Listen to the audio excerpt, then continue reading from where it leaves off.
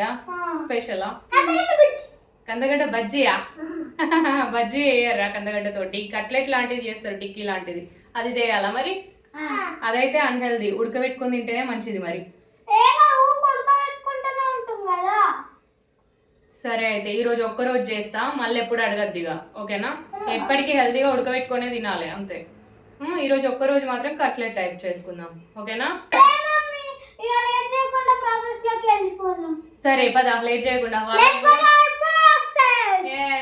చేసిన తర్వాత తిని ఎట్లున్నాయో టేస్ట్ మీకు చెప్తాము, చూసి మీరు కూడా ఇదే రకంగా చేసుకొని తినండి. బాగుంటాయి ఫ్రెండ్స్, ట్రై అయ్యండి కంపల్సరీ. నీకు ఎట్లా తెలుసు బాగుంటాయని? ఇదివరకు ఎప్పుడు చేయలేదు కదా, ఇదే ఫస్ట్ టైం నేను ట్రై చేస్తాను, మరి పిల్లలు అడిగిల్లని చెప్పేసి. ఏం కాదు ఫ్రెండ్స్, బాగానే ఉంటాయి. సరేనండి, ప్రాసెస్ లోకి వెళ్ళిపోదాం. కందగడ్డని చిలగడ దుంప అని కూడా అంటారు కదా, స్వీట్ పొటాటో ఇంగ్లీష్లో అయితే, అందరికీ తెలిసిన విషయమే. ఈ కందగడ్డని కాసేపు నీళ్ళలో నానబెడితే పైన మట్టి మొత్తం పోతుంది. ఇది మంచిగా శుభ్రం చేసుకుని ఆవిరి మీద ఉడికించి తొక్కతోటే తింటే చాలా మంచిదట. మేము రెగ్యులర్ గా అలానే ఉడకబెట్టుకొని తింటాము, కానీ ఈసారి పిల్లలు అడిగిల్లని చెప్పేసి కట్లెట్ అయితే చేయడానికి ట్రై చేస్తున్నా. ముందైతే ఒక వెడల్పాటి గిన్నె తీసుకొని, మందపాటి గిన్నె, ఆయిల్ అనేది అప్లై చేసుకోవాలి గిన్నెకి మొత్తము. ఆయిల్ అప్లై చేసుకున్న తర్వాత ఈ కందగడ్డల్ని ఇందులో యాడ్ చేసుకోవాలి. ఇలా మొత్తం కందగడ్డల్ని యాడ్ చేసుకున్న తర్వాత ఒక మూతలో నీళ్లు పెట్టుకొని ఉడికించుకోవాలి. లో ఫ్లేమ్లో పెట్టుకొని మాత్రమే ఉడికించుకోవాలి. ఒక 5-10 మినిట్స్ అలా ఉడికిన తర్వాత మళ్ళీ ఒక బట్ట తీసుకొని గిన్నెని 2 చేతులతో పట్టుకొని ఇలా ఊపుతూ పైకి కిందికి అనుకోవాలి. అంటే ఒక్కసారే కాకుండా ఇవి ఉడికేంత వరకు అలానే అనుకుంటూ ఉండాలి మధ్య మధ్యలో. అలా అయితే ఈవెన్గా కిందివి పైనవి ఉడుకుతాయి అనమాట. ఇవి ఉడికినవా లేదా అని ఒక చాకు పెట్టి కూర్చుతే మనకు అర్థమైపోతుంది.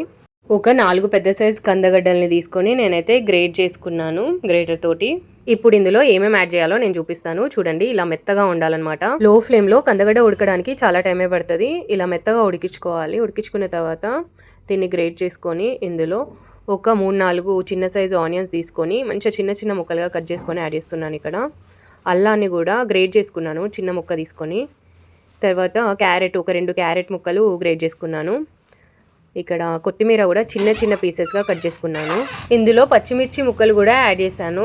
కారానికి తగ్గట్టు పచ్చిమిర్చి ముక్కలు యాడ్ చేసుకోవాలి. అంటే మనము మిరియాల పొడి కూడా వేస్తాము, సో కొంచెం చూసుకొని వేసుకోండి. సాల్ట్ యాడ్ చేస్తున్నాను రుచికి సరిపడా. ఇంకా చాట్ మసాలా యాడ్ చేస్తే చాలా బాగుంటుంది. బ్లాక్ సాల్ట్ ఉంటే యాడ్ చేసుకోవచ్చు, బట్ నా దగ్గర లేదు. సో మిరియాల పొడి ఇంకా చాట్ మసాలా యాడ్ చేస్తున్నాను. ఇక్కడ నేను 2 స్పూన్ల కార్న్ఫ్లోర్ యాడ్ చేస్తున్నాను. 2 స్పూన్ల బియ్యపిండి యాడ్ చేసుకుంటున్నాను. ఇవి మంచిగా కలుపుకోవాలి. యాక్చువల్గా కందగడ్డని ఉడకబెట్టుకొని తింటేనే మంచిది, ఇట్లా ఆయిల్లో ఫ్రై చేయడము అలాంటివి మంచిది కాదట. కాకపోతే ఎప్పుడు ఒకేలాగా తింటామా, ఎప్పుడు కొంచెం కొత్తగా ట్రై చేయ మమ్మీ అని పిల్లలు అనేసరికి నేనైతే ఇది ఒక్కసారి ఇట్లా ట్రై చేస్తున్నా. మీరు కూడా ఒక్కసారి ట్రై చేసి వదిలేయండి. చేస్తున్నప్పుడు నాకు అనిపిస్తుంది కందగడ్డ తీయగా ఉంటుంది కదా, అంత తీయగా బాగుంటుందా అని. కానీ లాస్ట్ ఎలా ఉంటుందో నేను టేస్ట్ చెప్తాను చూడండి. ఇలా మనం అన్నీ వేసి కలిపేసరికి ఒక పిండి ముద్ద లెక్క అయింది కదా, దీన్ని కట్లెట్ షేప్లో వేసుకుందాం. ఇప్పుడు ఫస్ట్ టైం కదా, ఒకసారి ట్రై చేసి చూద్దాము కట్లెట్ లాగా అని చెప్పేసి ట్రై చేసిన, బాగానే వచ్చింది. ఇప్పుడైతే మీకు చూపిస్తున్నా చూడండి. ఇలా రౌండ్ బాల్ లెక్క వేసి ఇలా చూపించిన విధంగా చేసుకోవాలి. అంతే, కట్లెట్ రెడీ అయిపోతుంది. మనము ఆయిల్ డీప్ ఫ్రై అంత ఆయిల్ కాకుండా మామూలుగా షాలో ఫ్రై అంత ఆయిల్ తీసుకోవాలంటే 1 సైడ్ కాలే విధంగా ఉండాలన్నమాట. ఆయిల్ మొత్తం మునిగే విధంగా కాకుండా. నా దగ్గర ఫ్లాట్ పెనం లేదు, నేనైతే ఈ సర్వపిండి పెట్టే పెనాన్నే యూజ్ చేస్తున్నా. నెక్స్ట్ టైం అయితే ఫ్లాట్ పెనంలో వేసి చూపిస్తాను ఏదన్నా కట్లెట్ లాంటి ఐటమ్. ఈ పెనం మూకుడులాగా ఉండేసరికి ఆయిల్ మొత్తం ఒక దగ్గరికే వచ్చింది. ఫ్లాట్గా ఉంటేనేమో ఆయిల్ మొత్తం పరుచుకున్నట్టుండు. సరే ఏదో ఒకలాగా చేసేద్దాం ఇప్పటికీ అనేసి వేస్తున్నాను. మొత్తం డీప్ ఫ్రై అయినట్టే అవుతుంది. ఇవి పాన్ ఫ్రై కూడా వేసుకోవచ్చు, అంటే లైక్ దోశలాగా కొంచెమే ఆయిల్ పెనానికి రాసేసి ఇవి పెనం పైన పెట్టేసి చేసుకోవచ్చు.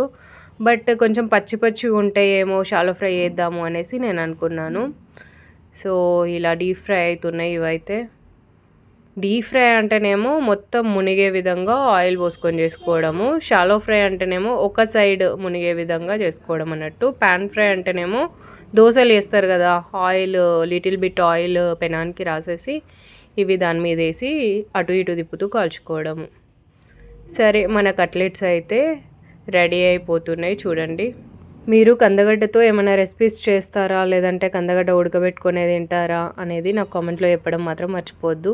మేమైతే కందగడ్డ కట్లెట్ అయితే తయారు చేసుకున్నాము. దీన్ని టిక్కీ అని కూడా అంటారు కదా. మీరు ఎప్పుడైనా తయారు చేసుకున్నారా లేదా అనేది నాకు కామెంట్లో చెప్పండి. అయితే నేను డీప్ ఫ్రై తినేసేయండి మీరు. చూడండి సాస్ తోటి కూడా తినొచ్చు ఫ్రెండ్స్.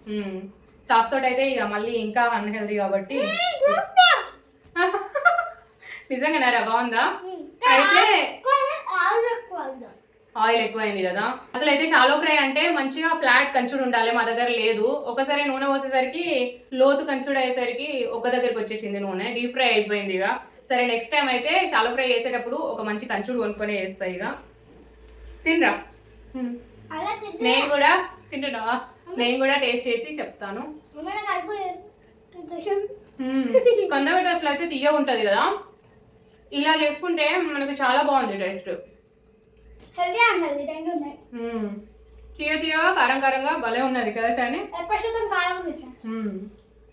మిరియాల పొడి కొంచెం ఎక్కువ వేసి, ఇట్లా పెద్దవాళ్ళకైతే మిరియాల పొడి ఎక్కువ వేసుకోండి, చిన్నపిల్లల కోసం చేస్తే కొంచెం తక్కువ వేయండి. కొంచెం ఆయిల్ తక్కువ వేసుకొని చేసుకోండి. ఫ్రెండ్స్ మీకు ఎట్లా వచ్చినాయో కామెంట్ లో పెట్టండి. మీరు చేసినాక బాగా వచ్చినాయా అని ఎట్లా వచ్చినాయో అని. మీరైతే కంపల్సరీ బెల్ ఐకాన్ పట్టుకోండి, అప్పుడు మా వీడియోస్ వస్తాయి మీకు. అలాగే లైక్ సబ్స్క్రైబ్ కూడా చేయాలి కంపల్సరీ. అవి లేకపోతే మా వీడియోస్ రావు. Okay friends, bye.